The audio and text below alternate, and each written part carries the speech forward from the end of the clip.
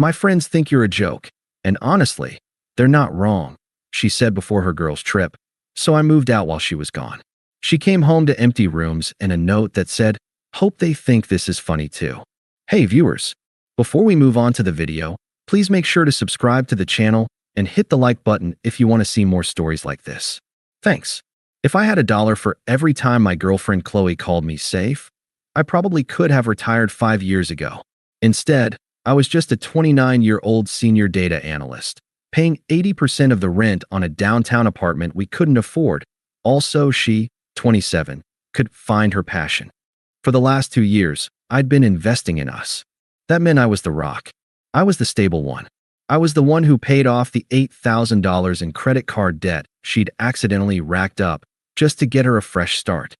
I was the one who funded her failed Etsy store, the one that sold custom resin art keychains.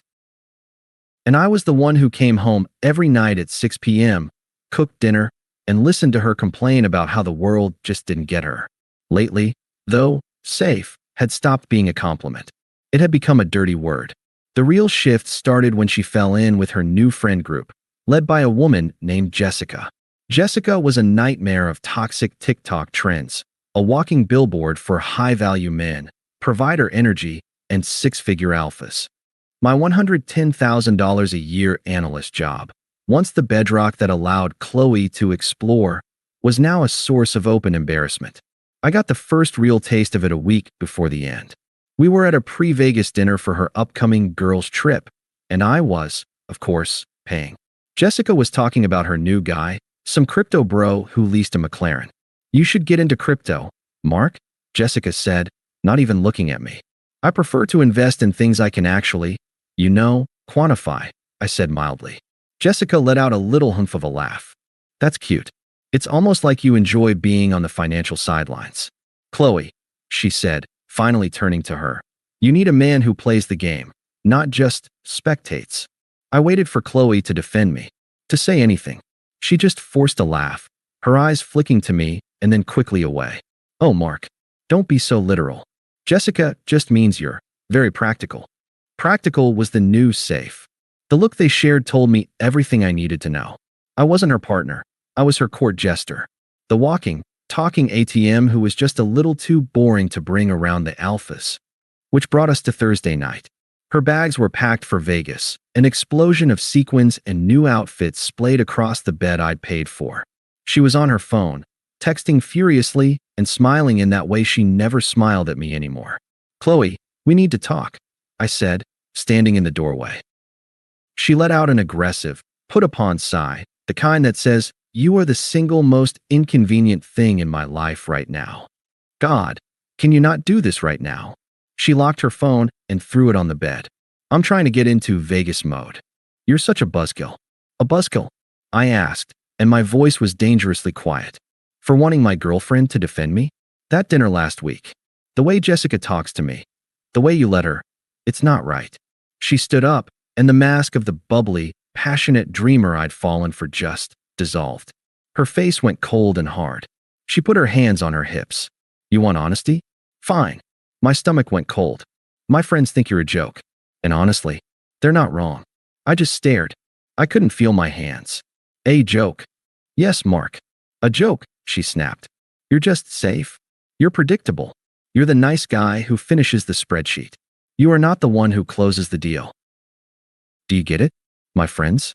They're meeting men who own the company, not just analyze its data."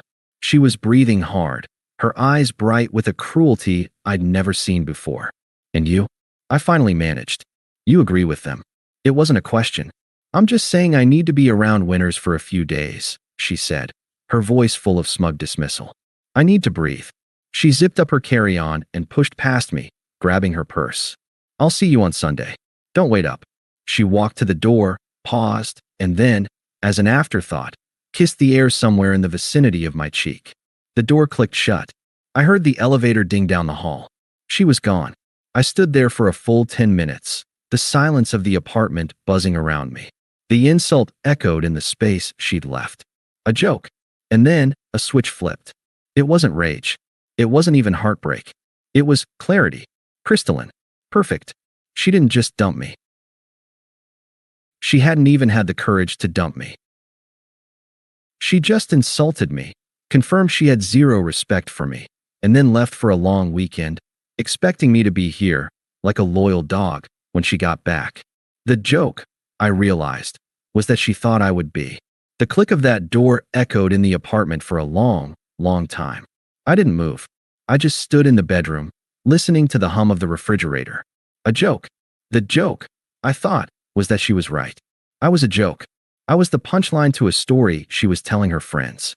I was the chump paying for the stage, the lights, and the microphone, and she was the star who was leaving with the band. But the funny thing about jokes is that they have to end. I didn't get angry. I didn't punch a wall. I didn't even feel like crying. I just felt optimized, like a piece of code that had finally been debugged. The logical error, my relationship with Chloe, had been found and isolated. Now, I just had to run the delete script. I walked to my desk, sat down, and opened my laptop. I pulled up our lease agreement, a PDF I'd signed 18 months ago. Then I opened my banking app. I looked at the 2 years of Venmo transfers, rent, dinner, Vegas fund, Etsy supplies, her half. Again. I looked at the utility bills, all in my name. The furniture receipts, all from my credit card. I wasn't her partner. I was her primary investor. And she had just declared emotional and financial bankruptcy. It was time to liquidate my assets. I picked up my phone. My thumb hovered over her contact, the one with the laughing picture of her from a vacation I paid for. I didn't call her. I called my friend Sam. Sam, I said, my voice perfectly level. You free this weekend? And do you still have the keys to your brother's moving truck? Sam was quiet for a second. Yeah, man. Why? You finally upgrading that TV. I'm upgrading my whole life, I said. Chloe just left for Vegas. She told me I'm a joke. I'm moving out while she's gone. There was a long pause, then a slow, appreciative whistle. Okay, that's epic. I'll be there in an hour. We're gonna need boxes. And beer. We started Friday morning. Sam, bless him, had recruited 2 of his beefiest gym buddies. While Chloe was presumably nursing her first Vegas mimosa, we were a silent, efficient machine. We were meticulous. I took only what was mine. My clothes, my books, my entire PC setup. My toothbrush. The bed? I'd paid for it. It was disassembled and in the truck in 10 minutes. The sofa? Mine. Gone. The 65-inch TV? My Christmas bonus last year. Gone. The pots, the pans, the good knives, the air fryer, the espresso machine, all mine. I even unhooked the smart bulbs and put the apartment's original, dim yellow ones back in. By 4 p.m., the apartment was hollowed out. It echoed. All that was left was her stuff. Her mountains of clothes. Her makeup collection. Her half-finished passion project canvases. And, ironically, the ridiculous, oversized, gold leaf floor mirrors she and Jessica just had to have, which she'd bought with my credit card. I left it. It seemed fitting. She'd have something to look at herself in. At 4:30 p.m., I made my last call. The landlord. Hi, I said. I'm calling to give notice for apartment 12B. I've moved out. What? Mark? The lease isn't up for 6 months. I understand, I said calmly. I'm forfeiting the entire security deposit. I'm also Venmoing you my half of the lease break penalty right now. The other tenant, Chloe, will be responsible for her half and for the full rent moving forward as of today. I sent the payment while he was still sputtering. I followed up with a formal, signed email. I didn't care about the money. It was a cheap price for freedom. My last act was to walk to the kitchen counter. I pulled a single sticky note from the drawer I'd bought. I wrote 5 words on it. Hope they think this is funny too. I stuck it squarely on the fridge. Then, I walked out and locked the door for the last time. Before Chloe's plane even landed in Las Vegas, I was in a new, smaller, much nicer apartment on a 3-month lease across town. I sat on my sofa in my new living room and I opened my phone. I blocked Chloe. I blocked Jessica. I blocked her entire coven of high-value friends. I changed my voicemail greeting to a generic, robotic voice. Then, I ordered a pizza and slept for 10 solid hours. I didn't hear the explosion. I just felt the shockwave, secondhand. Sam, who still had a few mutual, non-toxic friends in that orbit, got the play-by-play. Chloe got back Sunday night, tan, hungover, and probably broke from whatever alpha bottle service table she'd been comping. She walked into the dark, empty apartment. Her first call, according to Sam, wasn't to me. It was to 911. She reported a robbery. Two very tired-looking cops showed up. They walked through the echoing rooms, saw her clothes and makeup piled in the bedroom, and then saw the single sticky note on the fridge. "Ma'am," one of them said, "looks like you had a bad breakup. This is a civil dispute." And then they left. The second wave hit Monday morning. The landlord. He informed her that, per her lease agreement, she was now solely responsible for the full $3,400 monthly rent. And, he added, "We still require the $1,700 lease break penalty from you. Your ex-partner already paid his share. We'll need that by the 1st, or we begin eviction proceedings." The third wave was the Vegas karma. Sam heard that the trip was a catastrophe. The high-value men Jessica had lined up were just a few club promoters who got them free entry, then stuck them with a $2,000 bar tab. Chloe had come home broke, hungover, and expecting to land on her safe bet boyfriend. The ATM, however, was no longer in service. She couldn't reach me, so she started blowing up Sam's phone. He did me the solid of letting them go to voicemail, and then he played them for me over a beer. It was illuminating. Voicemail 1, Sunday, 11:30 p.m., Pure panic. Sam? Sam, where is he? Where's Mark? He's not answering his phone. Someone broke in. They stole everything. The sofa. The bed. Sam, he took the goddamn coffee maker. What am I supposed to do? What am I supposed to do? Voicemail 2, Monday, 2 p.m., Pure rage. You tell Mark. You tell him I'm calling a lawyer. He can't just leave. He abandoned me. He owes me. He's a coward. This is sociopathic. He thinks this is funny. He's a joke. He's AA. She just screamed and hung up. Voicemail 3, Tuesday, 3:15 a.m., Pure desperation, sniffling, voice thick with tears. Sam, please. I don't know who else to call. The landlord called. I can't pay the rent. I can't pay it, Sam. Jessica. Jessica isn't answering my calls. None of them are. I'm just sitting on the floor. I'm scared. I didn't mean it. I didn't mean what I said. I was just stressed about the trip. Please, just tell him to call me. I just need him to call me. Sam looked at me. Dude, that's rough. I looked at my beer. Yeah. So, he said, you gonna call her? I picked up my phone, opened Sam's call log, and found the number. I looked at it for a second. Then I tapped block. No, I said, taking a sip. I'm not. The first 3 months were a blur of positive forward momentum. I leaned into the joke of my boring analyst job. I took on a complex AI modeling project that no one else wanted, and I crushed it. So completely, in fact, that they gave me a 20% raise and a promotion to the data science and AI strategy team. I moved into a new one-bedroom in a nicer building, one with a gym. I started using it. I was reading. I was sleeping. I was, for the first time in 2 years, not constantly managing someone else's emotions. I was breathing. I heard about Chloe's eviction through Sam.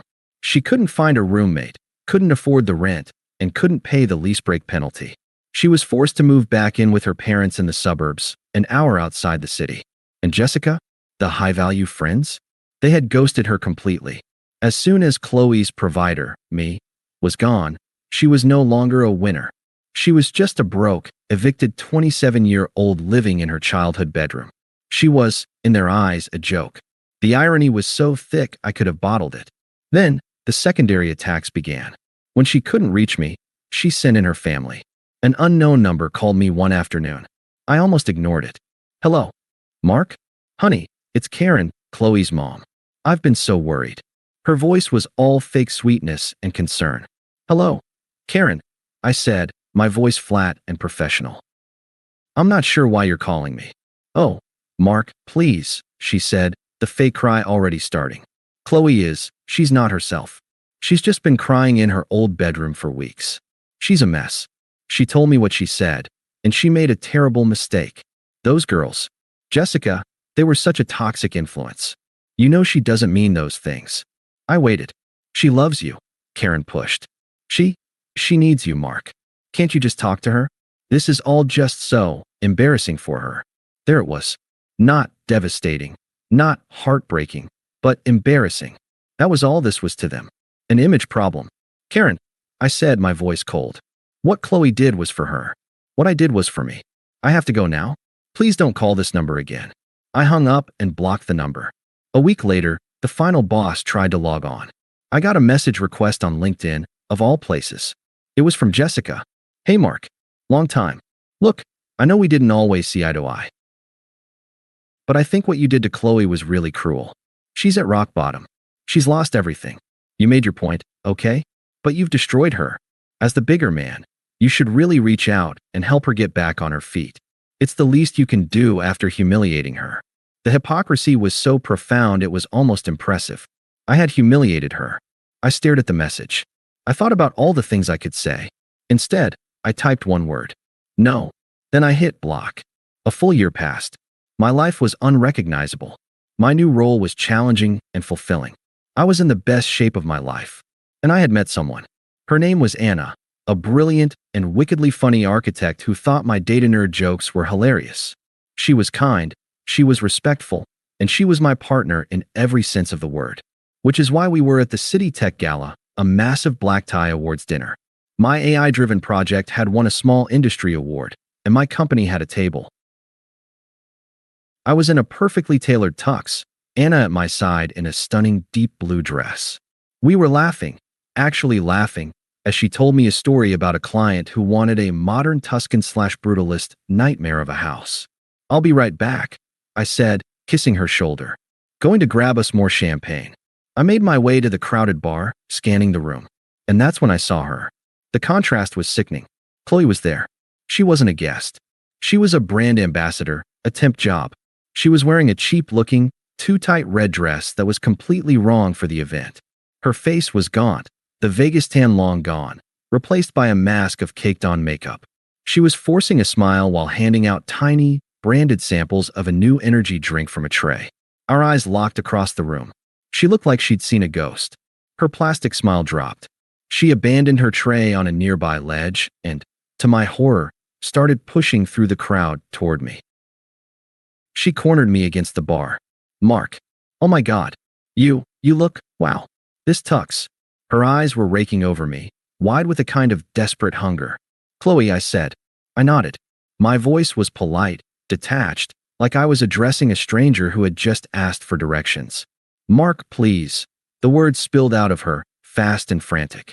I'm so sorry. God, I was so stupid. I was an idiot. I was a child. Those friends, that whole life, it was all fake. It was all just a joke. You were the only real thing I ever had. I just looked at her. I didn't say, I'm sorry to hear that. I didn't say, that's awful. I didn't say anything. I have to get back to my table, I said, turning slightly. No, wait. She grabbed my arm, her fingers digging into the sleeve of my tux. The old entitlement flashed in her eyes. Please. I'm back at my mom's. I lost everything. I lost the apartment. Jessica and everyone, they're gone. Don't you see? I've learned my lesson. I'm in therapy. I've changed. We can change. We can be happy again. I didn't pull my arm away. I just looked down at her hand on my sleeve. I looked at it with such complete, cold indifference that she uncomfortably removed it, as if she'd touched something hot. So that's it? She demanded, and the desperation was turning sour, morphing into that familiar, angry cry. You destroyed my life and you're happy? You just get to walk away? I'm a joke to you now, is that it? I paused, and for the first time, I almost smiled. I leaned in, just slightly, my voice calm, factual, and final. You've got it all wrong, Chloe, I said quietly. You're not a joke to me. A tiny, pathetic flicker of hope lit her eyes. You're not anything to me, I said. You're just the person who used to live in my old apartment. Her face crumpled. It was the look of someone who had just been erased. Hey, a warm, bright voice. Anna slid in beside me, radiant, and looped her arm through mine. I got us a table on the terrace. Is everything okay? My entire demeanor, my whole body, my face, it all changed. I turned to Anna and smiled, a real, warm smile. Everything is perfect, I said. I looked back at Chloe, who was now staring at Anna like she was a creature from another planet. The upgrade was standing right in front of her, and the realization was a physical blow. I squeezed Anna's hand. Excuse us, I said to Chloe, with the polite, empty indifference of a hotel clerk. Enjoy the rest of your shift. I put my hand on the small of Anna's back, and we walked away. I didn't look back once. I didn't need to. As we walked onto the terrace, the cool night air hit us, and I heard the faint sound of the event MC announcing the next award. And I realized, with a sudden, profound sense of peace, that I couldn't even remember what her joke about me was. It didn't matter. It wasn't my life anymore. Thanks for watching. Make sure to subscribe to the channel and hit the like button. What do you think about this story? Share it in the comments.